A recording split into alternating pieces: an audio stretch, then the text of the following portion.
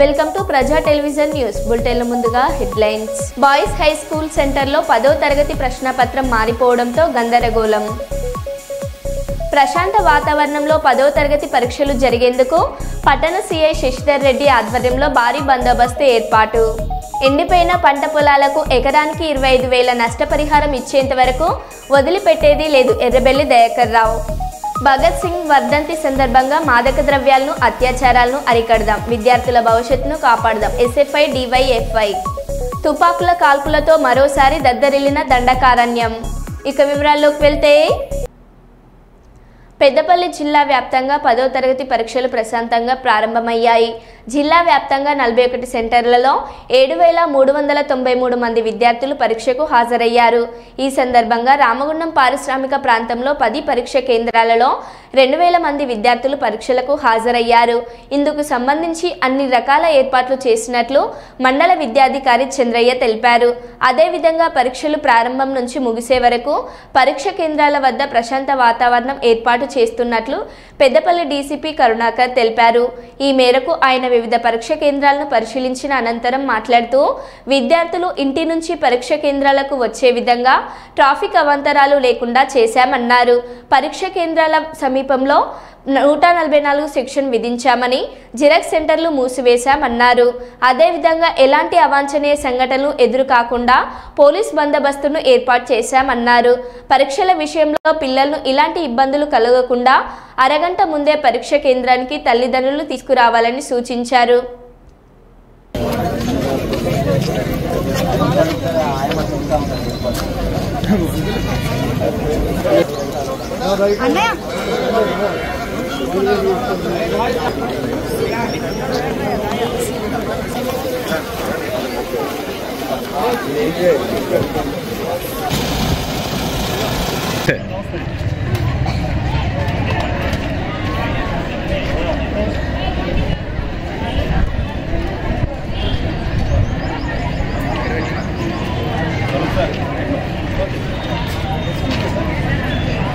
ఇవాళ మీరేనా? నేను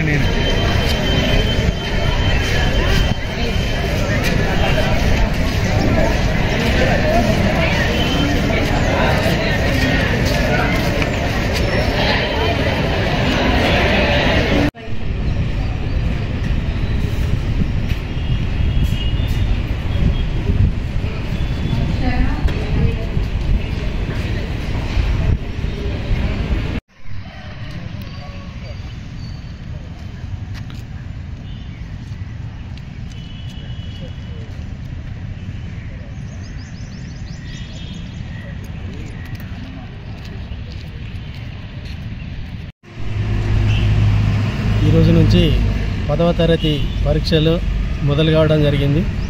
ఈ 10వ తరగతి పరీక్షలకు గాను 10 సెంటర్లలో రామగుండం మండలంలో 10 సెంటర్లలో నిర్వహించడం జరుగుతుంది. ఈ 10 సెంటర్లలో కూడా ప్రైవేటు మరియు గవర్నమెంట్కి సంబంధించిన విద్యార్థులు 2,032 మంది పరీక్షలు రాస్తున్నారు. అందులో ప్రైవేట్ పాఠశాలలకు సంబంధించిన విద్యార్థులు 1,232 మంది, గవర్నమెంట్కు సంబంధించిన విద్యార్థులు 780 మంది పరీక్షలకు హాజరవుతున్నారు. ఈ పరీక్షల విషయంలో మాల్ ప్రాక్టీస్ జరగకుండా విద్యార్థుల దగ్గర కానీ ఉపాధ్యాయుల దగ్గర కానీ సెల్ ఫోన్లు అనేటివి నిషేధించడం జరిగింది. పరీక్షల సెంటర్లలో కూడా అన్ని వసతులు, నీటి వసతి కానివ్వండి, లైటింగ్ కానివ్వండి, ఫర్నిచర్ కానివ్వండి, అన్ని రకాల వసతులను కూడా సమకూర్చడం జరిగింది. ఎక్కడ కూడా మాల్ ప్రాక్టీస్కు కాపీయింగ్కు పాల్పడకుండా గట్టి బందోబస్తు కూడా, అంటే పోలీస్ డిపార్ట్మెంట్ నుండి గట్టి బందోబస్తు కూడా నిర్వహించడం జరుగుతుంది. 144 సెక్షన్ కూడా అమలులో ఉంటుంది. ఎవరైనా కూడా మరి ప్రోత్సహించినట్లయితే, మాల్ ప్రాక్టీస్కు ప్రోత్సహించినట్లయితే యాక్ట్ 25 1997 ప్రకారము చర్యలు తీసుకోవడం జరుగుతుంది. రాష్ట్ర వ్యాప్తంగా ఈరోజు నుంచి 10వ తరగతి పరీక్షలు ప్రారంభమయ్యాయి. పెద్దపల్లి జిల్లాలో మొత్తంగా 41 పరీక్షా కేంద్రాలు ఉన్నాయి. స్టూడెంట్స్ అందరూ మార్నింగ్ ఎగ్జామ్ రాయడానికి ఎగ్జామినేషన్ హాల్లోకి వెళ్ళారు. ఎగ్జామ్స్ అన్ని చోట్ల ప్రశాంతంగా జరుగుతున్నాయి. ఎక్కడ కూడా ఎలాంటి ఇష్యూ లేదు. విద్యార్థులు వచ్చేటువంటి రోడ్స్ కానీ పరీక్షా కేంద్రాలకు వచ్చే రోడ్స్ కానీ అన్ని రోడ్స్లో ట్రాఫిక్ పోలీసుతో కూడా కోఆర్డినేషన్ చేసుకొని ఎక్కడ కూడా ట్రాఫిక్ ఇష్యూస్ కూడా లేకుండా ప్లాన్ చేయడం జరిగింది. స్టూడెంట్స్ అందరూ ఎగ్జామ్ రాసేటప్పుడు ప్రశాంతంగా జరిగే విధంగా అన్ని రకాల చర్యలు తీసుకోవడం జరిగింది. మాలలను మాదిగలను విభజించి పరిపాలించాలని కుట్ర పన్నుతూ రిజర్వేషన్ ఫలాలను దూరం చేయాలనే ఉద్దేశంతోనే ఎస్సీ వర్గీకరణకు నాంది పలికారని దళిత ప్రజా సమితి రాష్ట్ర ప్రధాన కార్యదర్శి ప్రతిపాడు నియోజకవర్గ బీఎస్పీ పార్టీ అధ్యక్షులు స్థానిక జేబీఎం యూత్ సభ్యులు గుణపర్తి అపురూప్ మండిపడ్డారు. కాకినాడ జిల్లా ప్రతిపాడు నియోజకవర్గం మండల కేంద్రమైన శంకరావం స్థానిక జేబీఎం యూత్ ఆధ్వర్యంలో వర్గీకరణ అంతం, మాలల పంతం మాకొద్దు మాకొద్దు వర్గీకరణ మాకొద్దు నిరసన ర్యాలీ నిర్వహించారు. ఈ సందర్భంగా శంకవరం మండలం తహసీల్దార్ కార్యాలయం ఆవరణంలో ఉన్న అంబేద్కర్ గారి విగ్రహానికి పూలమాలలు వేసి నివాళులర్పించారు. అనంతరం మండల తహసీల్దార్ గారికి వర్గీకరణ రద్దు చేయాలని వినతి పత్రాన్ని సమర్పించారు. అనంతరం గుణపర్తి అపురూప్ మాట్లాడారు. కూడా ఉద్యమాన్ని బలోపేతం చేస్తామనేసి మేము కాకినాడ జిల్లాలో ఉన్నటువంటి జేఏసీ అయినప్పటికీ ఆంధ్రప్రదేశ్ జేఏసీ అయినప్పటికీ పిలుపు మేరకు మేము ధర్నా నిరసనలు చేపడతామనేసి ఈ సభాముఖంగా తెలియజేస్తున్నాము. అందరికీ కూడా జై భీమ్. అందరికీ కూడా నమస్కారం. నిన్న ఏదైతే అసెంబ్లీలో వర్గీకరణ చేస్తూ అమలు చేస్తూ బిల్లు ప్రవేశపెట్టినటువంటి సందర్భాన్ని బట్టి ఈరోజు రాష్ట్రమంతటా కూడా మాలలందరూ కూడా రోడ్డెక్కి ఎన్నో నిదర్శనాలు చేస్తున్నారు. ఈ నేపథ్యంలో కాకినాడ జిల్లా శంకవరం స్థానిక జేబీఎం యూత్ ఆధ్వర్యంలో నిరసన ర్యాలీ చేపట్టడం జరిగింది. ఈ నిరసనలో వర్గీకరణ మాకొద్దు అంటూ నినాదాలు చేస్తూ, మాలల పంతం వర్గీకరణ అంతం అంటూ నినాదాలు చేస్తూ ఈరోజు ర్యాలీ నిర్వహిస్తూ స్థానిక ఎంఆర్ఓ గారు అయినటువంటి వారికి వినతపత్రం సమర్పించడం జరిగింది. ఒకటే విషయాన్ని గమనించాలి, వర్గీకరణ అంటున్నారు. వర్గీకరణ వల్ల మాదిగలు ఎక్కడా కూడా బాగుపడరనేసి మేము స్పష్టంగా తెలియజేస్తూ ఉన్నాము. మాదిగలు అలాగే మాలల పట్ల గొడవలు పెట్టి అగ్ర కులస్తులు సందర్భంగా కూడా మీకు తెలియజేస్తూ ఉన్నాను. రిజర్వేషన్ అనే దాన్ని కనుమరుగు చేయడానికి మాత్రమే ఈ యొక్క కుట్ర పన్నారనేసి ఈ సందర్భంగా తెలియజేస్తున్నాము. కాబట్టి ఇప్పటికైనా సరే మాదిగలు గుర్తించాలి, ఒక అన్నదమ్ముల్లా ఉన్నటువంటి మనము విడిపోవడానికి ప్రధాన పార్టీలు కారకులుగా నిలిచారు. కాబట్టి మీరందరూ కూడా ఒక్కసారి ఆలోచించండి. ఈరోజు వర్గీకరణ జరిగినా సరే మా నుండి విడదీయగలరు కానీ మిమ్మల్ని అభివృద్ధి పదంలో నడిపించలేరనేసి ఈ సందర్భంగా తెలియజేస్తున్నాము.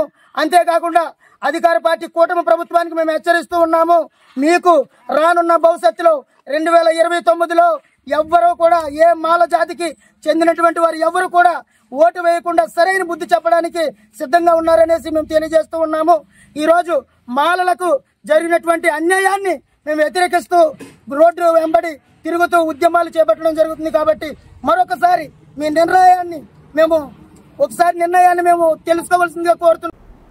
కాంగ్రెస్ ప్రజాప్రభుత్వం ప్రతిష్టాత్మకంగా నిరుద్యోగ యువత కొరకు చేపట్టిన రాజీవ్ యువ వికాస పథకాన్ని అర్హులైన నిరుద్యోగులు దరఖాస్తు చేసుకోవాలని పరకాల శాసనసభ్యులు శ్రీ రేవూర్ ప్రకాష్ రెడ్డి గారు కోరారు.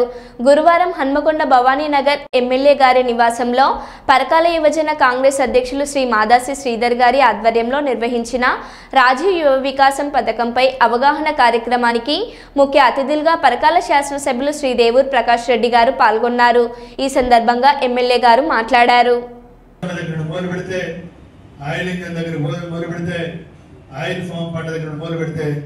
చాలా ఉన్నాయి. గేదెలు కావచ్చు, ఆవులు కావచ్చు, డైరీ ఫామ్ కావచ్చు, కోడిగుడ్ల వ్యాపారం కావచ్చు, చేపల వ్యాపారం కావచ్చు, మేకల పెంపకం కావచ్చు, పాల వ్యాపారం కావచ్చు, పోల్ట్రీ ఫామ్ కావచ్చు, గొర్రెల పెంపకం కావచ్చు, ఎయిర్ కూలర్ల రిపేర్ కావచ్చు, స్టీల్ సామాన్ల వ్యాపారం, ఆటోమొబైల్స్ మొత్తం ఉన్నాయి. ఇవన్నీ కావాలంటే తెలుసుకుంటారు. చెప్పాను ఇంతకుముందు 35 సంవత్సరాల వరకు 35 సంవత్సరాలు అని కరెక్ట్ కానీ 35 సంవత్సరాలు మీరే ఒక పునాది ఏర్పరచుకునే అవకాశాలు ఈ ప్రభుత్వము రేవంత్ రెడ్డి గారి యొక్క నాయకత్వంలో, బట్టి విక్రమార్క గారి యొక్క నాయకత్వంలో కల్పిస్తుంది. దీన్ని ఎంత మట్టుగా మీరు సక్రమంగా ఉపయోగించుకుంటారనేది కూడా అవసరం. అందునుంచే మీకే అప్పచెప్తున్న ఈ బాధ్యత రాజీవ్ యువ వికాసానికి సంబంధించి సెలక్షన్ ఆఫ్ పేర్లు ఫస్ట్ ప్రియారిటీ అవునన్నా కాదన్న మన వాళ్ళే.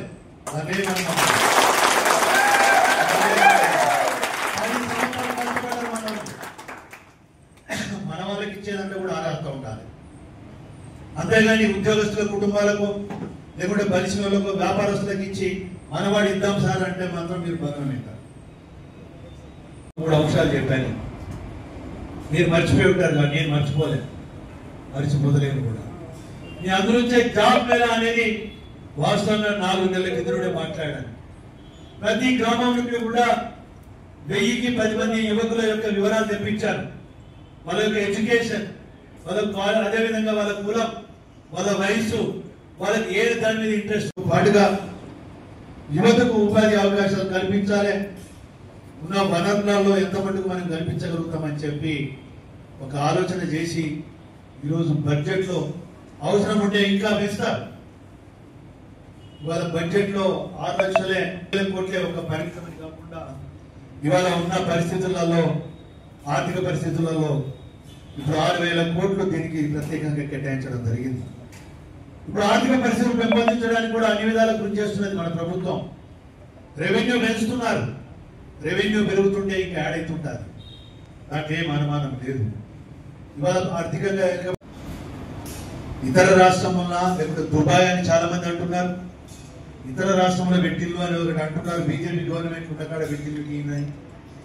వాళ్ళు ఏంటంటే ఈ ఫేక్ న్యూస్ ను డెవలప్ చేసి పబ్లిక్ లో పర్క్యులేట్ చేసి ఒక మాస్ సైకాలజీ ఒకటి గుర్తుపెట్టుకోవాలి. ఇటువంటి ఏంటంటే పబ్లిక్ మీద మాస్ సైకాలజీగా వాళ్ళను నిజమేనా ఇది, ఎందుకంటే మనం చూసావా తినగ తినగ వేమ తీయనవును అంట. అట్నే ఇంతకుముందు నేను చెప్పినట్టుగా నిజం గడప దాటక ముందే అబద్ధం మొత్తం ఊరు చుట్టూ వస్తుందట. అందులోంచి ఈ మధ్యకాలంలో పరిణామాలలో చూస్తే వ్యక్తపరిచెడతాను. 7 లక్షల కోట్ల అంటే దగ్గర దగ్గర మన బకాయి అప్పులు కలుపుకుంటే, బకాయి పేమెంట్స్ కలుపుకుంటే 8 లక్షల కోట్ల అప్పు చేసి పోయిన ప్రభుత్వము. మనము మొదటి సంవత్సరంలోనే దగ్గర దగ్గర ఇవాళ 50, ఇది నిజంగా మన అందరి కూడా అభినందించవలసిన విషయము. మనం గౌరవ ముఖ్యమంత్రి గారికి కృతజ్ఞతలు తెలియజేసుకోవాల్సిన అవసరం. ప్రథమ విమానాన్ని ప్రవేశపెడుతున్నాను నేను. రాజీవ్ యువ వికాసము పథకాన్ని ప్రవేశపెట్టినందుకు గౌరవ ముఖ్యమంత్రి గారికి, గౌరవ ఉప ముఖ్యమంత్రి గారికి కృతజ్ఞతలు తెలియజేసుకుంటూ ఒక తీర్మానాన్ని ప్రవేశపెడుతున్నాం. దాన్ని అందరూ ఆమోదించవలసిందిగా విజ్ఞప్తి చేస్తున్నాను. మీ చప్పట్లతోటి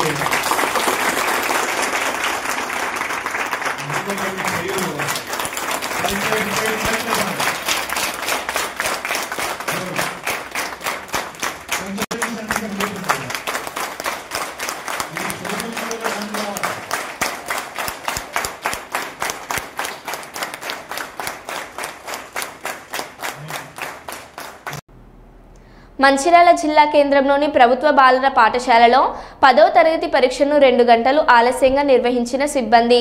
పరీక్ష కేంద్రానికి తెలుగు పేపర్కు బదులుగా హిందీ పేపర్ తీసుకుని రావడంతో 2 గంటలు ఆలస్యంగా పరీక్ష నిర్వహిస్తున్నట్లు సమాచారం.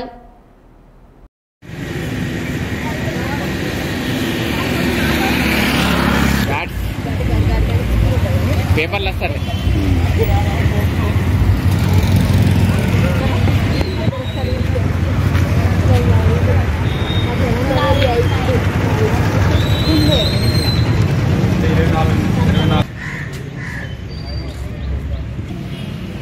పేపర్ కట్టండి.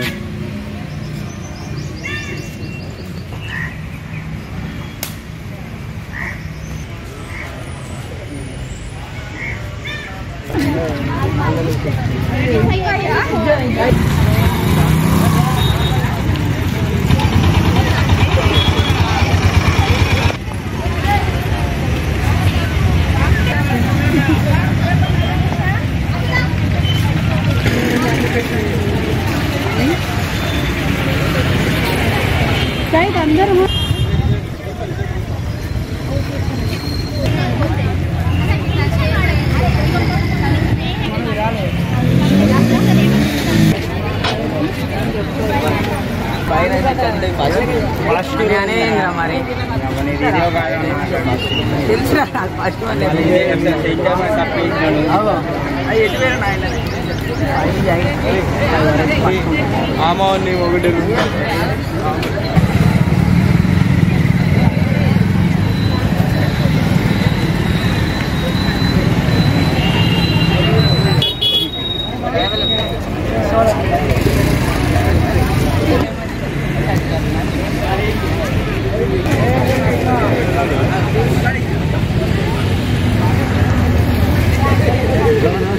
అడుగులే ఒకటి చాలంట కొట్టడానికి కొట్టడానికి మంచిగా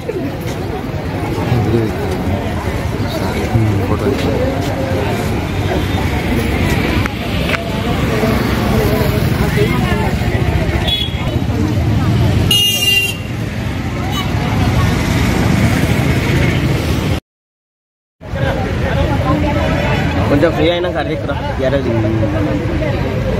అన్నా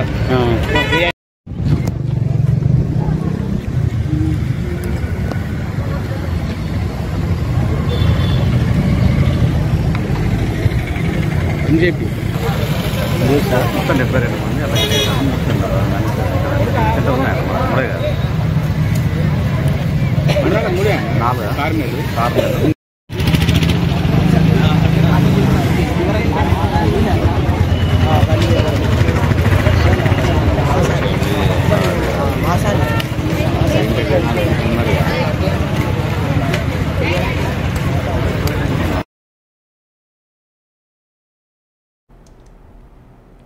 రాష్ట్ర ప్రభుత్వ ఉద్యోగుల బకాయి చెల్లింపులకు 6,200 కోట్ల రూపాయలు చెల్లించేందుకు ముఖ్యమంత్రి చంద్రబాబు నాయుడు నిర్ణయం తీసుకోవడం సంతోషంగా ఉందని ఏపీ జేఏసీ అమరావతి అధ్యక్షుడు బొప్పరాజు వెంకటేశ్వర్లు కర్నూలులో అన్నారు. కర్నూలు కలెక్టర్ కార్యాలయంలోని పొదుపు భవన్లో ఆయన మీడియా సమావేశంలో మాట్లాడుతూ కూటమి ప్రభుత్వం అధికారంలోకి రావడానికి ప్రధాన భూమిక పోషించిన ఉద్యోగులకు రాష్ట్ర ప్రభుత్వం అండగా నిలుస్తుందన్నారు. గత ప్రభుత్వ ఉద్యోగులు పెట్టిన బకాయిలను కూటమి ప్రభుత్వం విడుదల చేయడం హర్షించదగ్గ విషయమని బొప్పరాజు వెంకటేశ్వర్లు తెలిపారు. ఉద్యోగులకు భరోసా కల్పిస్తున్న ముఖ్యమంత్రి చంద్రబాబు నాయుడుకు ఈ సందర్భంగా ప్రత్యేక ధన్యవాదాలు ఉద్యోగాలు సంఘ నాయకులు తెలిపారు. బకాయి ఉన్న 3 డిఏలో ఉగాది పండుగలోపు కనీసం 2 డిఏలన్నా విడుదల చేయాలని కోరారు. పీఆర్పీ కమిషన్ను వెంటనే నియమించాలని ముఖ్యమంత్రిని కోరారు.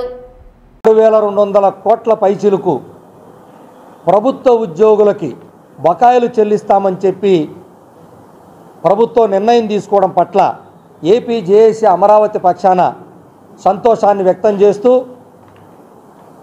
ఏదైతే గత ప్రభుత్వం పెట్టినటువంటి 1,000 కోట్ల బకాయిల్ని ఈ ప్రభుత్వం చెల్లిస్తుందో లేదో అని ఒక అభద్రతా భావంతో ఒక భయంతో ఉన్నటువంటి ప్రభుత్వ ఉద్యోగులకి గౌరవ ముఖ్యమంత్రి గారు ఒక భరోసానిస్తూ ఈరోజు అతిపెద్ద నిర్ణయమైనటువంటి 6,000 కోట్ల పైచిలుకుని ప్రధానంగా జీపీఎఫ్లు, ఏపీజీఎల్ఐలు, మెడికల్ రీయింబర్స్మెంట్లు, రిటైర్ అయినటువంటి ఉద్యోగులకి ఇస్తామని చెప్పడం చాలా సంతోషాన్ని కలిగిస్తుంది, మాలో ధైర్యాన్ని కూడా ఇచ్చింది. మరి ఈ ప్రభుత్వంలో రావడంలో కీలక పాత్ర వహించినటువంటి ప్రభుత్వ ఉద్యోగులకి ఒక నమ్మకాన్ని కలిగించినటువంటి గౌరవ ముఖ్యమంత్రి గారికి ఏపీ జేఏసీ అమరావతి పక్షాన ధన్యవాదాలు తెలియజేస్తూ మరి ఇప్పటికే ప్రభుత్వం వచ్చి మరి దాదాపు 10 మాసాల దగ్గరకు వచ్చినటువంటి నేపథ్యంలో ఏదైతే డిఏ రూపంలో దాదాపుగా 2024 జనవరి నుంచి ఇప్పటికీ 3 డిఏలు పెండింగ్ ఉన్నాయి. కేంద్ర ప్రభుత్వం తన ఉద్యోగులకు డిఏ చెల్లించినటువంటి నేపథ్యంలో మరి కేవలం ధరల నియంత్రణ దృష్టిలో పెట్టుకొని, ధరల సూచిక దృష్టిలో పెట్టుకొని పెంచేటువంటి రూపాయి విలువ పడిపోతే ఇచ్చేటువంటి డిఏని తక్షణమే ప్రభుత్వం రిలీజ్ చేయాలని, రేపు పండగ నాటికి కనీసం 2 డిఏలైనా అంటే పాత సంవత్సరం డిఏలైనా చెల్లించాలని గౌరవ ముఖ్యమంత్రి గారిని మీ ద్వారా కోరుకుంటున్నాం. ఉద్యోగులు చాలా ఆశతో ఉన్నారు. ఇదేదో కొత్తగా పెంచేది కాదు, డిఏలు అంటే ధరలకు అనుగుణంగా ఇచ్చేటువంటిది డిఏ కాబట్టి దయచేసి మా డిఏ మాకు చెల్లించాలని, అదేవిధంగా ఏదైతే ప్రభుత్వం రాగానే మరి కనీసం పీఆర్సీ కమిషనర్ని నియమించలేదనేటువంటి ఒక బాధని ప్రతి ఉద్యోగి కూడా చర్చించుకుంటున్నారు. ఇది లక్షలాది మంది ఉద్యోగుల్లో చర్చ అయిపోయింది. కాబట్టి దయచేసి మరి ఇంత సానుకూలంగా ఉద్యోగుల పట్ల ఉన్నటువంటి గౌరవ ముఖ్యమంత్రి గారు అపార అనుభవం ఉన్నటువంటి గౌరవ ముఖ్యమంత్రి గారికి పిఆర్సీ అంటే ఏందో చాలా స్పష్టంగా తెలుసు. 43% ఫిట్మెంట్తో ఇచ్చినటువంటి చరిత్ర ఈ ముఖ్యమంత్రి గారికి ఉంది. మాకు కూడా నమ్మకం ఉంది. కాబట్టి దయచేసి పిఆర్సీ కమిషన్ ముందు నియమించండి. దయచేసి తక్షణమే ఆలస్యం కాకుండా, ఇప్పటికే మరి 1-2 సార్లు ఫైలు కూడా వచ్చి వెళ్ళిందని తెలిసింది. దయచేసి ఈ 2-3 రోజుల్లోనే పిఆర్సీ కమిషనర్ని ముందు నియమిస్తే ప్రక్రియ తర్వాత సంవత్సరం బట్టే ప్రమాదం ఉంది. కాబట్టి దయచేసి పిఆర్సీ కమిషనర్ని పండగలోపు మా పాత 2 డిఏలు కనీసం పాత 2024 సంవత్సరం డిఏలను చెల్లించాలని గౌరవ ముఖ్యమంత్రి గారు మీ ద్వారా కోరుతా ఉన్నాం. జిందాబాద్ ఏపీజే అమరావతి, జిందాబాద్ APJ Amaravati, APJ Amaravati, APJ Amaravati. ఉద్యోగుల ఐక్యత, ఉద్యోగుల ఐక్యత. తెలంగాణ విముక్తి కోసం జరిగిన పోరాటంలో జనగామ కేంద్రంగా ధర్మపురం, ముండ్రై, దేవరుపుల, మాదాపురం, పాలకుర్తి, రామవరం ప్రజల్ని ఏకం చేసి సాయుధ పోరాటం నడిపిన గిరిజన లంబాడి ముద్దుబిడ్డ జాటోత్ జాను నాయక్ 1950 మార్చి 20న దేశ్ముఖ్ గుండాలతో జరిగిన పోరాటంలో విరోచితంగా పోరాడి అమరుడయ్యాడని మాజీ ఎంపీ అజ్మీరా సీతారాం నాయక్ స్పష్టం చేశారు. నేడు టాను నాయక్ 76వ వర్ధంతిని పురస్కరించుకొని హన్మకొండ ఏకశిలా పార్క్ వద్ద ఉన్న టాను నాయక్ విగ్రహానికి పూలమాలలు వేసి నివాళులర్పించారు. అనంతరం వారు మాట్లాడారు. సిద్ధించిన తెలంగాణ ప్రాంతానికి ఒక సంవత్సరం ఆలస్యంగా స్వతంత్రం వచ్చిన సంగతి మనకందరికీ తెలుసు. మిత్రులారా, కోవలో దీన్ని నైజాం రాజుల పరిపాలన ఉండేటువంటి ప్రాంతం. ఆ పరిపాలన, రజాకార్ల పరిపాలన ముగిసిన వారు భారతదేశంలో కలవడానికి సిద్ధంగా లేకపోతే ఒక సంవత్సరం అంతా జరిగినటువంటి సాయుధ పోరాటం, అంతకంటే ముందు ఉన్నటువంటి సాయుధ పోరాటంలో బంజారా తెగకు సంబంధించినటువంటి పాత జనగామ తాలూకా ధర్మారం తండాకు సంబంధించినటువంటి ఆ తండావాసులంతా, అందులో ముఖ్యంగా జాటోత్కి సంబంధించినటువంటి అందులో వాళ్ళ 5 అన్నదమ్ములు. అన్నదమ్ముల్లో 2 చరిత్రకెక్కితే వాళ్ళు ఇక్కడ జరిగినటువంటి అన్యాయం ఇంతో అంతో అని కాదు. బంజారాల భూములను దోచుకోవడం, ఇతరుల భూములను దోచుకోవడం, వాళ్ళు పండించినటువంటి పంటలు కానీ వాళ్ళు పాలు పాడి ఏది ఉన్నా ఆ దొరల ఇంట్లోకి వెళ్ళాలి. దానికి అప్పుడు రజాకర్లు కూడా సహకరించారు. అటువంటి ఒత్తిడిలో పనిచేసినటువంటి టాను నాయక్, దర్గా నాయక్ ఒక చరిత్ర ఈ దేశంలో, ముఖ్యంగా తెలంగాణ రాష్ట్రం మర్చిపోవడం దురదృష్టకరం. మీకు అందరికీ తెలుసు. వారితో ఉన్నటువంటి సహచరులంతా దొడ్డి కొమరయ్య గారు కావచ్చు, చాకలి ఐలమ్మ కావచ్చు, బందగి కావచ్చు, వీళ్ళందరూ చరిత్రకు వచ్చారు. చాలా సంతోషంగా ఉంది. ఆ వర్గం వాళ్ళు సంతోషిస్తున్నారు, మేము సంతోషిస్తున్నాం. కానీ ఏ కుటుంబం అయితే తెలంగాణలో కేవలం ధైర్యంగా వాళ్ళని ఎదిరించి పోరాడి వాళ్ళ ప్రాణాలను కూడా లెక్క చేయకుండా ధ్వంసానికి వాళ్ళను నాశనం చేయాలనేటువంటి ఒక దృక్పథంతో పనిచేసి చివరికి విసునూరు ద్వారా బాబురావు వాళ్ళ చేతిలో హతమైనటువంటి టాను నాయక్ చరిత్ర లేకపోవడం దురదృష్టకరం. దీనికి ఒకటే కారణం, వారు స్వతంత్రం కొరకు పోరాడినటువంటి వీరులు. వాళ్ళ దర్గా వాళ్ళ అన్న మొన్ననే 106 సంవత్సరాల తర్వాత వారు గతించిందనడానికి వారు జైలుకు వెళ్తే వాళ్ళకి ఉరిశిక్ష పడ్డాయి. అయితే అప్పుడైతే భారతదేశానికి స్వతంత్రం రావడం, ఇతర దేశాలు మన దేశాలలో పోరాటం వల్ల అతనికి ఉరిశిక్ష తప్పితే ఆయన 20 సంవత్సరాలు సర్పంచ్గా చేసినటువంటి వ్యక్తి జరిగిపోతే అతనికి పెన్షన్ కూడా ఉంది, ఫ్రీడమ్ పెన్షన్ కూడా వచ్చింది. ఎందుకంటే వాళ్ళు బెట్టింగ్ యాప్ కేసు స్పందించిన ప్రకాష్ రాజ్, అందరినీ ప్రశ్నించే నేను సమాధానం చెప్పాలి. 9 ఏళ్ల కిందట జరిగిన ఘటన, ఆ తర్వాత తప్పని తెలుసుకున్నా, ఆ తర్వాత మళ్ళీ అలాంటి ప్రకటనలు ఒప్పుకోలేదన్నారు ప్రకాష్ రాజు. హాయ్, నమస్కారం. ఒక విలేజ్ లో షూటింగ్ లో ఉన్నాను. అదే ఈ getup. It's very interesting film. ఇక్కడ ఉన్నప్పుడు ఇప్పుడే నాకు ఈ ఆన్లైన్ లో మళ్ళీ మీడియాలో ఒక ఆన్లైన్ గేమింగ్ యాప్, దాని గురించి నేను చేసిన ఒక యాడ్ గురించి డిస్కషన్ జరుగుతోంది. అందరినీ ప్రశ్నించి నేను సమాధానం చెప్పాలి కదా, ఎందుకంటే చాలా మంది క్వశ్చన్ చేస్తున్నారు మీరు ఎలా చేస్తారని.